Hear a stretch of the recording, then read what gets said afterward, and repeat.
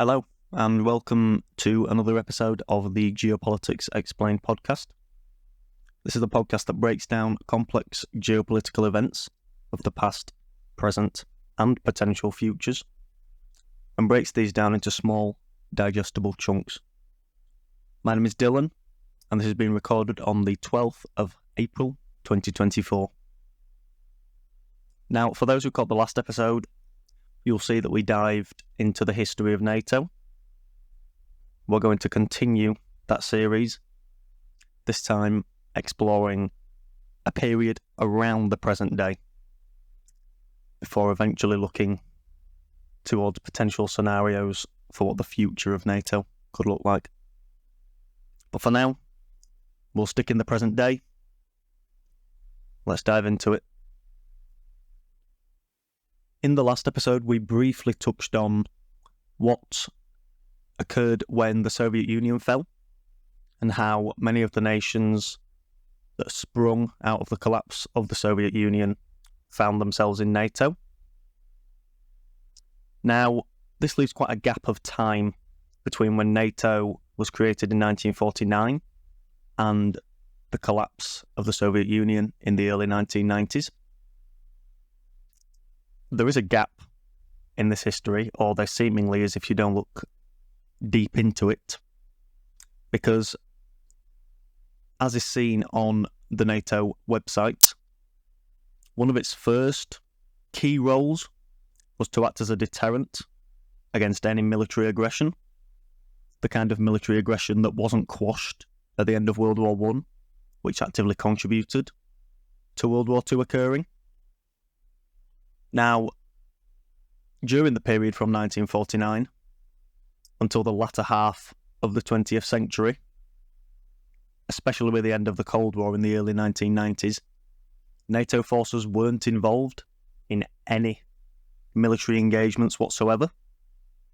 So the existence of the organisation as a deterrent against any military aggression clearly worked, especially in this period.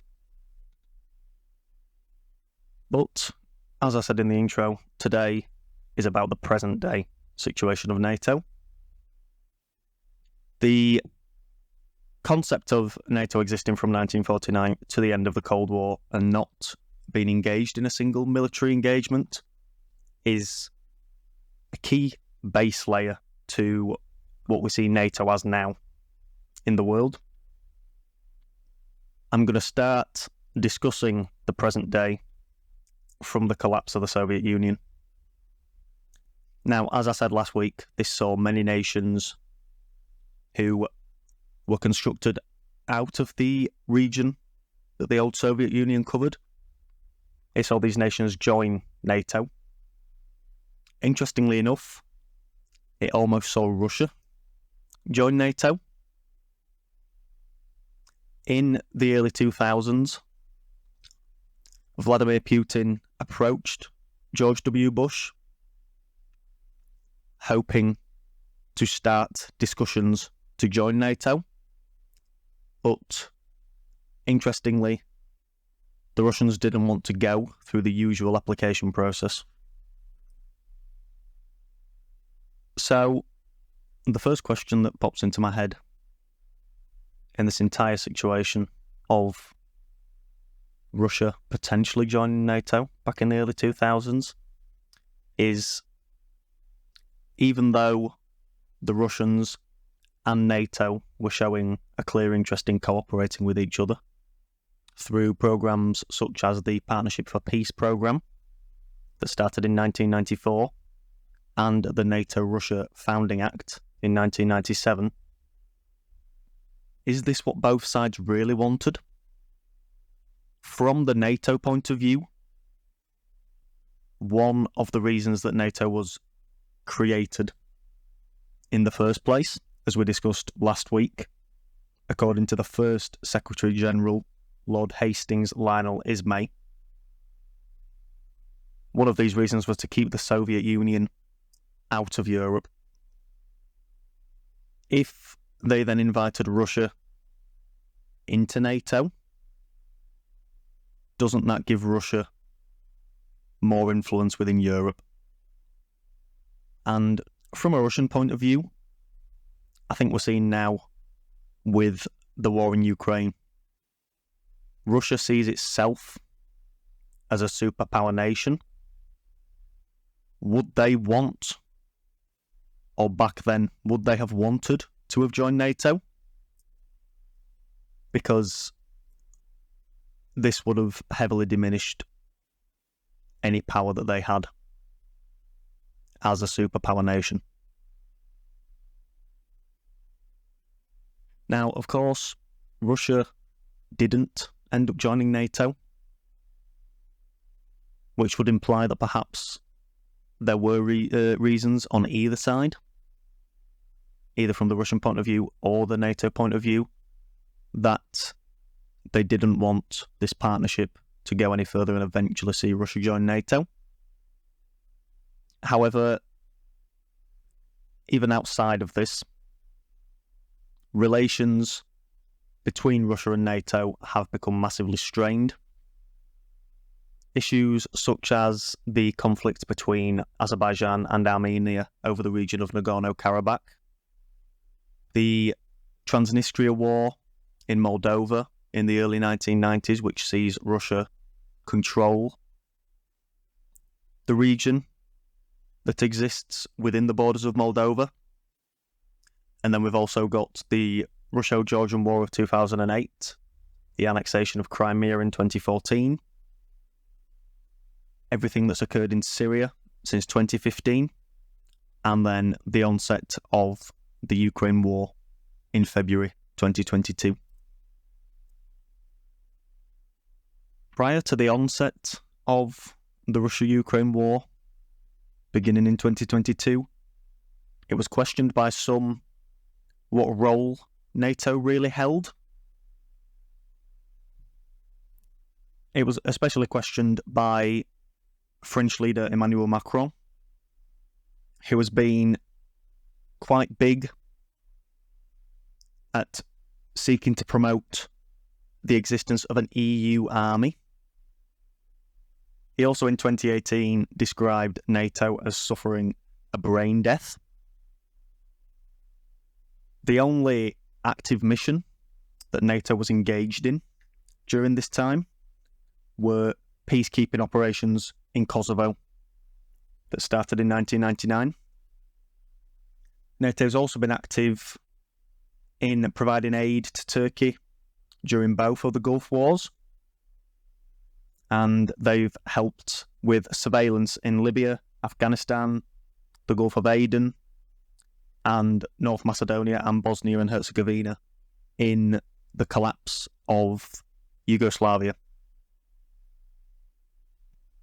But it is true that over the period from the collapse of the Soviet Union, many questioned why NATO still existed. One of the reasons, as we've discussed, that NATO existed in the first place was to keep the Soviet Union out. The Soviet Union had ended. So it was one reason that NATO didn't need to exist anymore. Another reason was to keep the United States in Europe. That's a very long discussion for another time. And as we're seeing currently, it will very heavily depend on who wins the presidential election in 2024. The final reason for NATO existing, of course, was to keep Germany down, to stop it from rising in power, so that it could seek to become a European hegemon. I think times have changed massively, and the Germans are a key part of Europe, the EU and NATO. And if a situation like that was to arise again, it would certainly take time and it would definitely be spotted. And strategies could be implemented to limit the potential of any kind of situation like that happening again. So through the 2000s and the 2010s, with many questioning what NATO's role is in the world, The Russia-Ukraine war in 2022 definitely reignited passions in some and provided reasons for why NATO exactly exists. Now, as we know, Russia attacked Ukraine, who weren't a NATO member, but NATO has been expanding massively, and many of the countries along the Russian border are NATO members, especially now with Finland and Sweden joining the alliance. So with Russia and NATO stood on each other's doorstep, the question then comes to the future. There are two key questions that pop into my mind. Firstly, we've seen Russia seeking to occupy and annex Ukrainian territory. And so the first question that pops into my head is, when does Russia stop? Where does Russia stop? The second question that emerges is, when does NATO stop? Both are now seemingly attempting to advance. The Russians are seeking to advance towards NATO territory to its west, and there are still many countries who are interested in joining NATO. From this pair of questions, I'm not going to attempt to predict the future. For those who listen to many episodes of this podcast, you'll know that we can't predict the future. But what we can do is consider potential scenarios that could emerge in the future. So, in considering these scenarios, it emerges to me that there will exist flashpoints where tensions between Russia and NATO will exist at the highest levels. These flashpoints include Ukraine, Moldova, especially any issues over the Transnistria region, Georgia, Armenia, and the Baltics. Now, I'm going to dive into each of these and how these specific flashpoints could emerge as regions of tension between Russia and NATO. I'll start the discussion of these flashpoints by starting with the one country that is already a flashpoint, and that is Ukraine.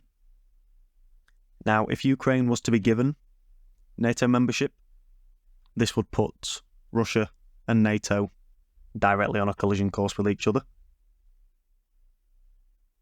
One key aspect of this, of course, is how the war in Ukraine pans out. We don't know how Ukraine is going to look at the end, and I'm not going to seek to predict how it will look in the end. We're currently in a very large stalemate. Little ground is being made on either side.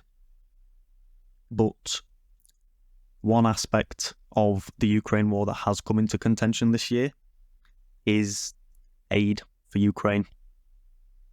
That's why, as a small side note, that's why we're seeing so many attacks on Russian infrastructure. This is the Ukrainians attempting to throw whatever they have at the Russians that they can throw at the Russians without relying on any other country. So this is done by manufacturing and editing military technology that they can very easily use themselves, such as drones, for example. So back to aid for Ukraine. This is tied to the US election. Now, with Joe Biden currently in office, he wants to continue to supply Ukraine with aid, but is currently struggling to get any bills through the US political system. If Biden retains control in November, I predict it will be more of the same over the coming 4 years. However, if Donald Trump gets back into office, I think aid for Ukraine becomes a European security problem, not a US security problem. Trump has been very open in his opposition of NATO existing as a whole, and especially the US's role in NATO.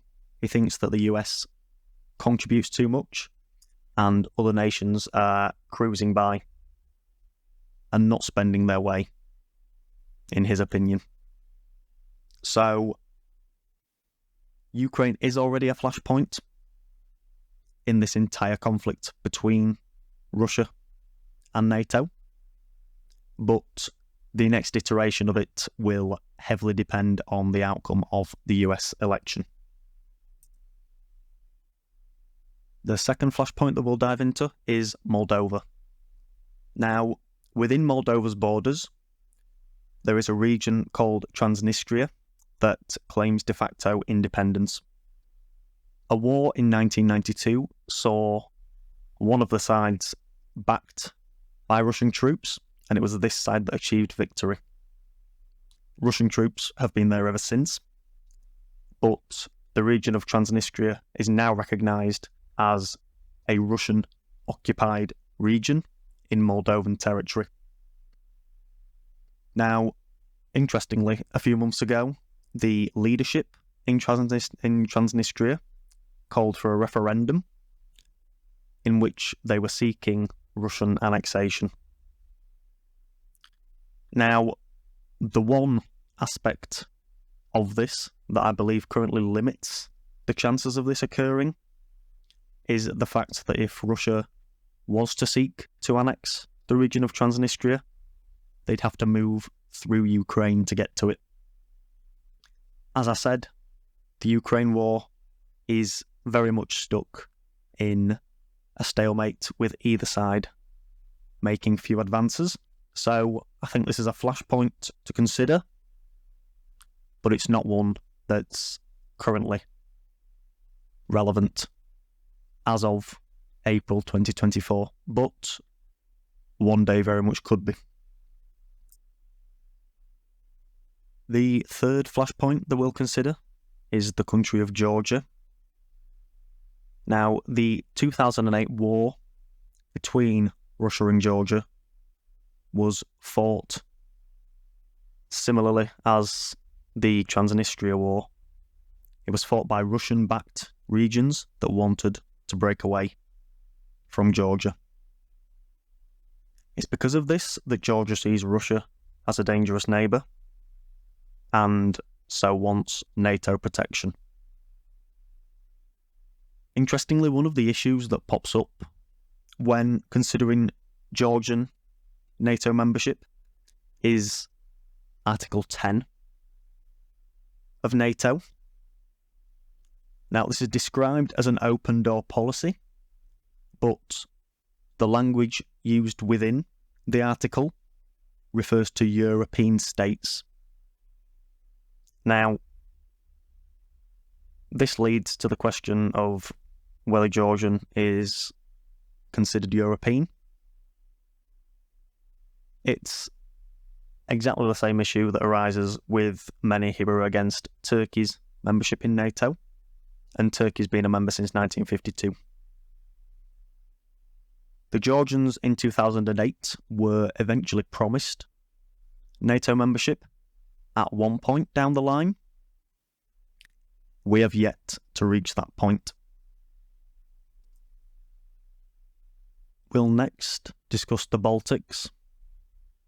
Now, geography is very interesting when it comes to the Baltics. They are positioned to the west of Russia and Belarus, but just below the Baltics sits the Russian region of Kaliningrad, that they took from the Germans at the end of World War II. Now, there exists a gap called the Suwalki Gap between Belarus and Kaliningrad. If the Russians or Belarusian troops were to take this gap, they would completely isolate the Baltics from Poland that sits just below. Now, this is an issue that NATO is aware of. It's an issue that many geopolitical analysts were writing about at the time, including Dr. Pippa Malmgren. So much so that there is a heavy amount of NATO troops situated in the Baltics. In June 23, 4,000 German troops were permanently situated in Lithuania. This was to counter moves made after the Russian coup attempt last year. Any member of the coup was given a choice to join the Russian military or to be sent to Belarus. Some predicted that this was a way for the Russians to move a massive amount of troops to make a move for the Suwalki Gap without particularly losing much ground in Ukraine. Of course, at the time this didn't occur, but again, it's a scenario that has to be considered and should sit in the back of all of our minds. This also very quickly leads to a short discussion on Poland. Now, historically, Poland has been stuck between a rock and a hard place when it comes to the Germans and the Russians.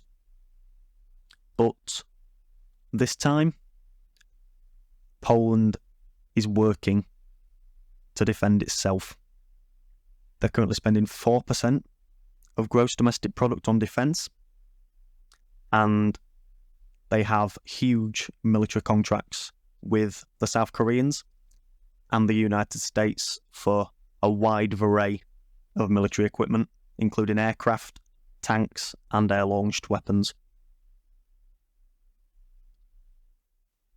I'll also quickly discuss Armenia, because it's a region that I've recently done a lot of writing on. If you head over to the Geopolitics Explained Substack, you can currently find that series there. Now, after the Azeris took the region of Nagorno-Karabakh last year, it was clear that Armenia felt quite isolated.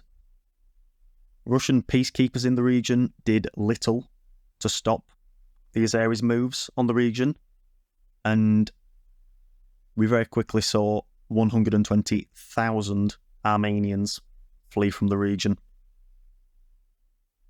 Now, as I discuss in the pieces I've written, even though the conflict over Nagorno-Karabakh is over, there are still issues on the border between the Armenians and the Azeris, and the Azeris are demanding that more territory be returned to them in their eyes. Now,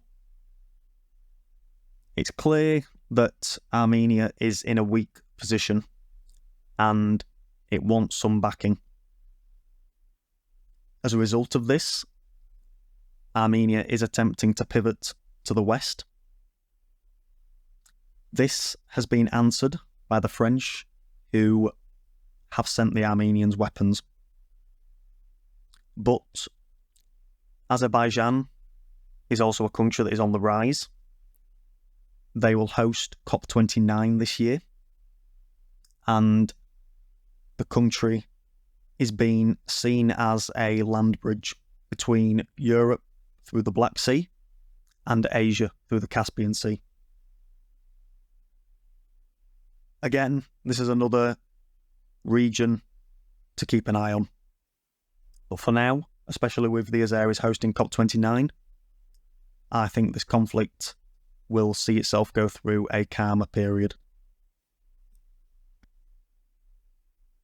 I'm going to conclude this episode with a question. If a NATO member is attacked, does every nation actively come to its aid?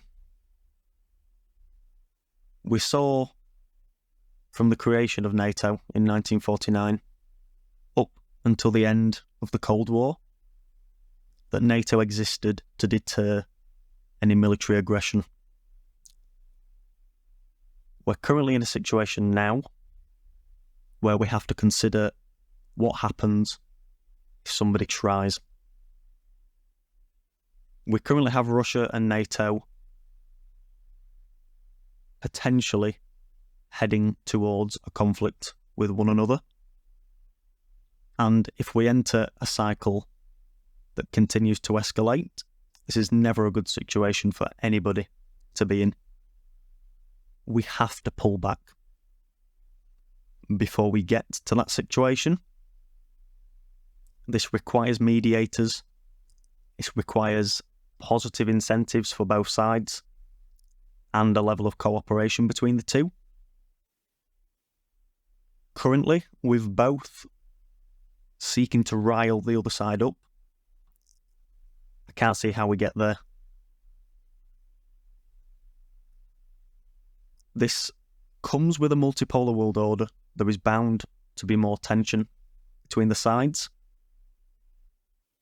We need a new system that ensures that countries on both sides of the multipolar world order feel incentivized to continue to peacefully exist within the world order. Otherwise, we see aggressive situations that we're currently seeing today. In short, I hope eventually level heads prevail. I'm aware that was quite a deep ending, but this has been the Geopolitics Explained podcast. I want to thank everybody who's taken time to listen. I greatly appreciate it.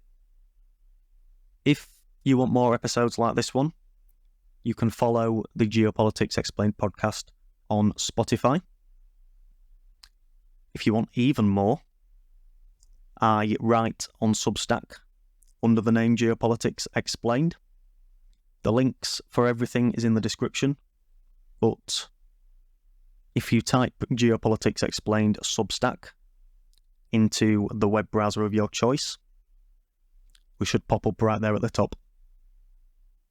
If you enjoy the podcast, I'd be eternally grateful if you were to leave a review on the podcast platform of your choice. I've been Dylan. Until next time, signing off.